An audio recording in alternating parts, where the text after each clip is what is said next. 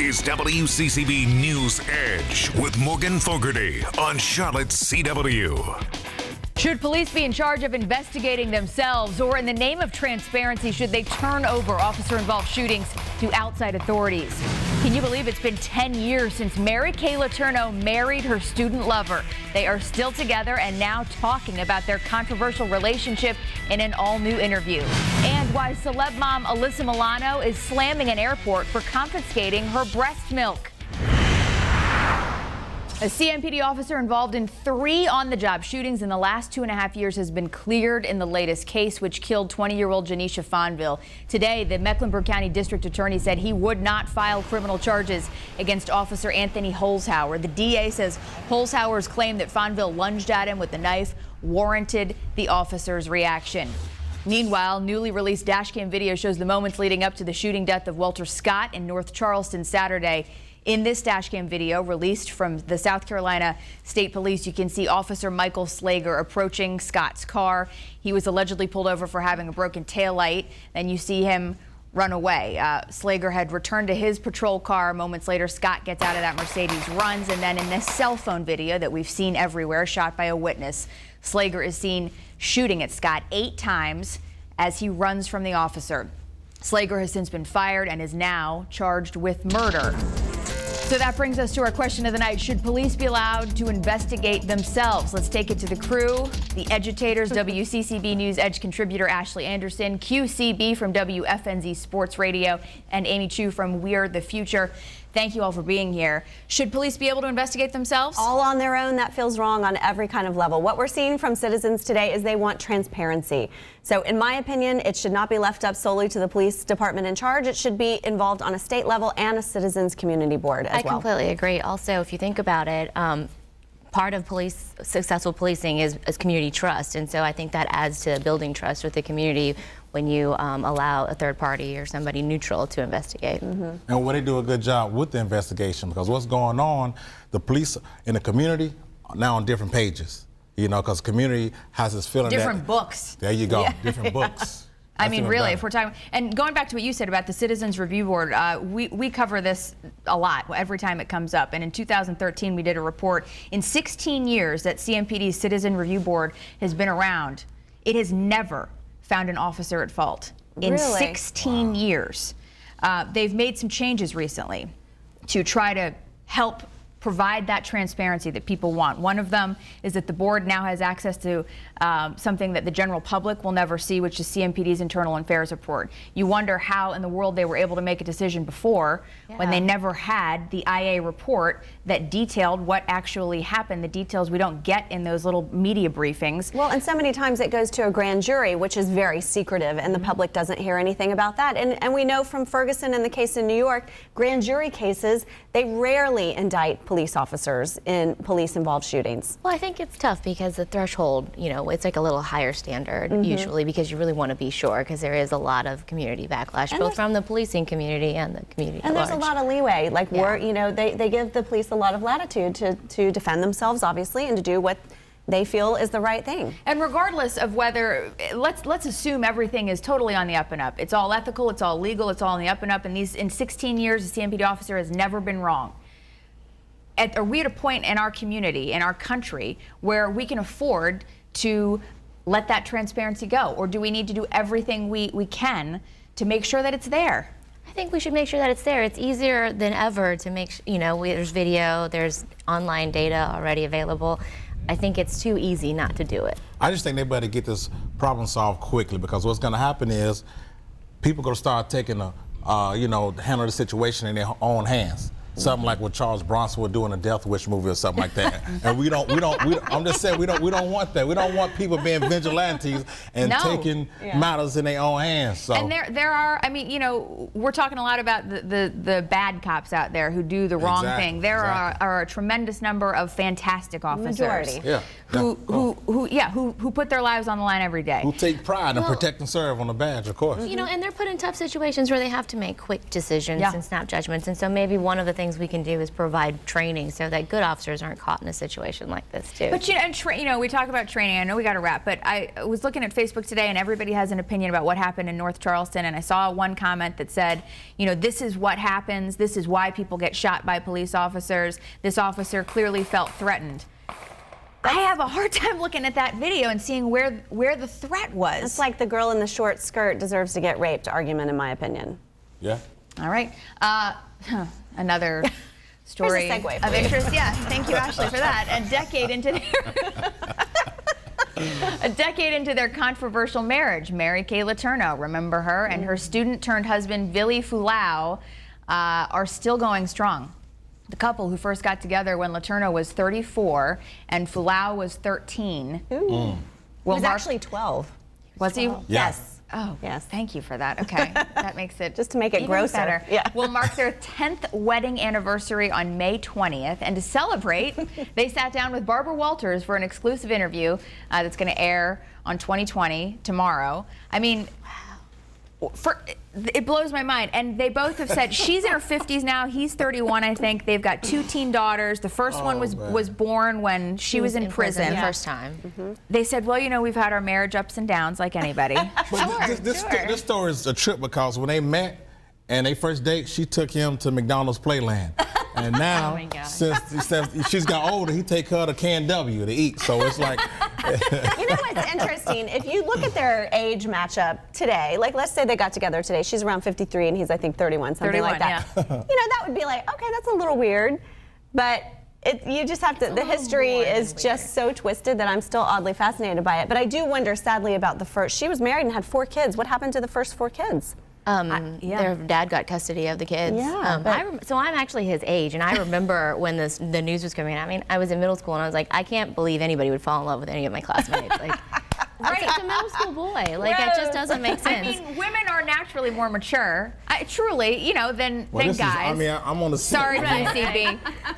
But then you're dating a 12-year-old. What? Right, yeah. And then also, if you think about it, I mean, the way the articles are always telling the story, it's like, their friendship transitioned into flirtation. And it's like, what kind of teacher-child friendship really can exist? I think you're on totally different levels. Especially before, this was all before the age of like Facebook and cell phones, and that makes it so much easier now to connect with everybody. I mean, you wonder, like, how in the world did this develop? That's true love, though. That's true ugly love. That's what that is. True ugly love. We got to his love is eternal, I believe. I have to just tell you something funny that I read. So he's a DJ. Billy's a DJ now, and he actually hosted a few Hot for Teacher nights at the club that he works at.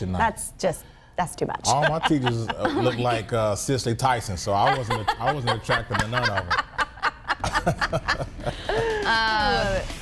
There's more Edge to come. The next time you do an image search on Google, you better thank J-Lo and that dress. And later, is Hillary Clinton slipping in the polls?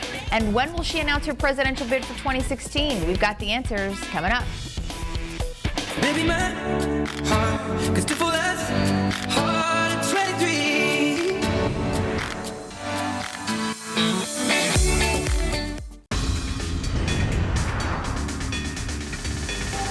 Should police be allowed to investigate themselves? Facebook or tweet it and let us know what you think. Lots of other things happening tonight. Morgan, let's wind it up. It's Edge on the Clock time. It's the dress that changed the internet. Who could forget the iconic, I guess you might call it, Versace gown that singer Jennifer Lopez wore to the 2000 Grammy Awards? Let's see it. So, there it is. Gravity defying. Certainly not Google chief Eric Schmidt, who says the palm tree printed dress is the reason Google Images now exists. That is such a crazy story. He said apparently it was the most searched for item, J-Lo, in that dress that day, and Google didn't really have a way to give the viewers the searchers what they were looking for, and so they came up with Google Image, which, it's interesting when you think about people that are online and are involved in social media. The most popular one is Instagram now, right? Everything's photo driven these days. Yes, visual, visual. And that dress is a feast for the eyes, some might say, right? Do you ever see Matt Lauer wear it on that? Yes, that was really good. Equally good. All right, are you looking to find love? Then here's the first date spots you need to check out. A recent study by a mobile dating app says Starbucks is the most popular place to have a first date. Second, Chipotle. And third is Panera Bread. No. Starbucks, I think, is a great first date place. No. No?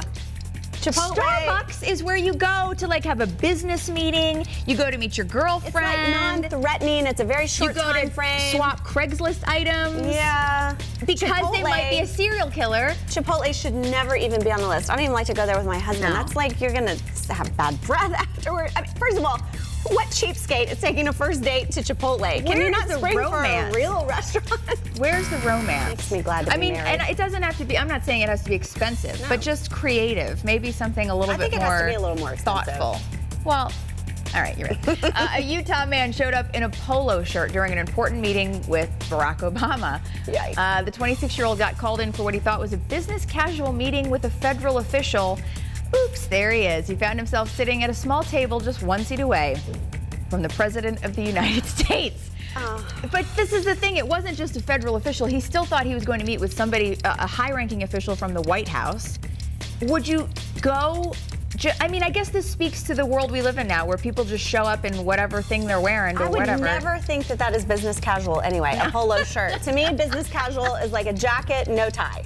Yes. Okay? Correct. That would have been more appropriate. It reminds me of the time, remember when that Northwestern lacrosse team, the women's lacrosse team showed up, had their picture made with President Bush, and they're all wearing flip-flops. It's mortifying. That embarrasses me. Yes, I for know. like the world stage. This poor guy, I wonder now if he's going to keep like a stash of ties He better. and suit jackets in his office. But you don't get a second chance to make a first impression. That's right, Mama. Up next, Alyssa Milano slams an airport for confiscating her breast milk. The delicious details. Ew. Next in Celebrity Edge to You. That was gross. Yeah.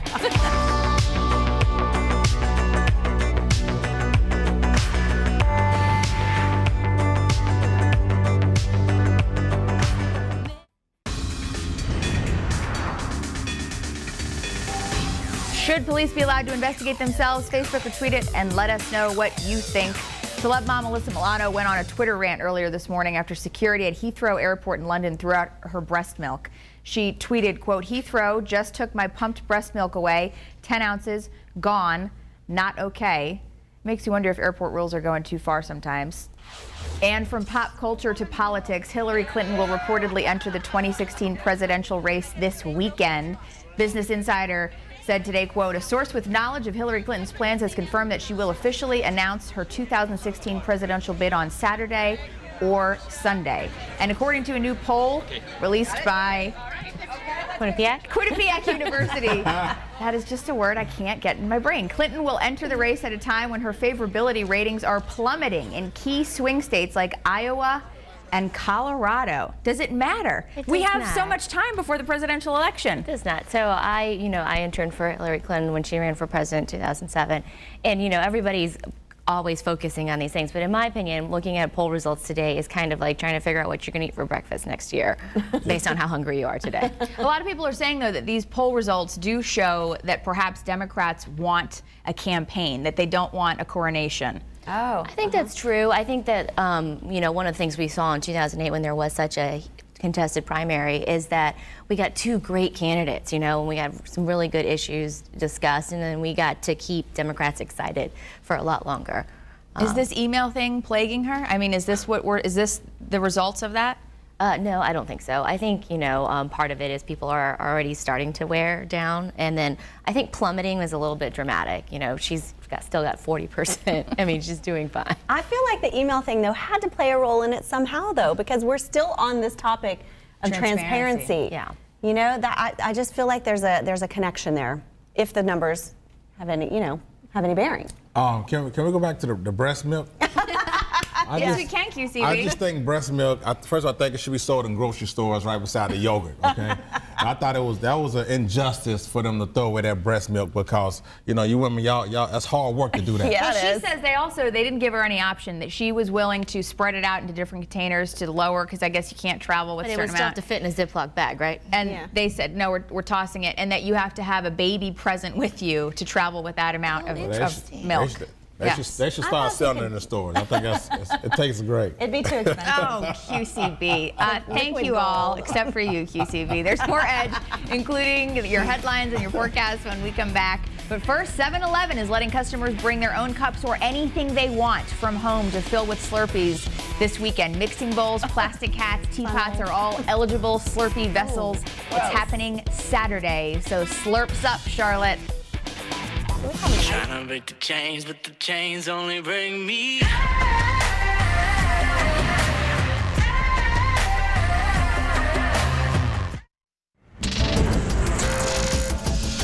It's your last chance for today's headlines. A guard has been shot in the chest at the U.S. Census Bureau headquarters in Maryland. He is in critical condition. A man accused of leading police on a high-speed chase from Mecklenburg to Gaston County will be back in court tomorrow. And Duke Energy is appealing a $25 million fine from state environmental officials over coal ash pollution. Now here's Reg with your last chance forecast. And we got a cold front coming this way tomorrow. That could produce some thunderstorms tomorrow afternoon with our high very warm in the 80s. But then we're in the 70s with lots of sunshine for your weekend. Thank you, Reg. One last thing before we go. Sorry, Madonna. Britney Spears is kissing Iggy Azalea now. The pop divas shared nearly shared a lip lock on the set of their new music video today in Malibu. Their new song "Pretty Girls" will be released May 5th. Isn't it about time Britney stopped the gimmicks of kissing girls? She needs new tricks, you know. Make her appearance on Jerry Springer and let this go. Make her. Why would she be on Jerry Springer? Come on now, she's the epitome of a Jerry Springer Jeff, huh? We know who her father is. Yeah, That's Maury. That's Maury. Hey, it's our bread and butter here at WCCB. Thank you guys for being here. Thank you for watching The Edge. Get ready for your day with WCCB News Rising from 4:30 until 9 a.m. We will see you tomorrow.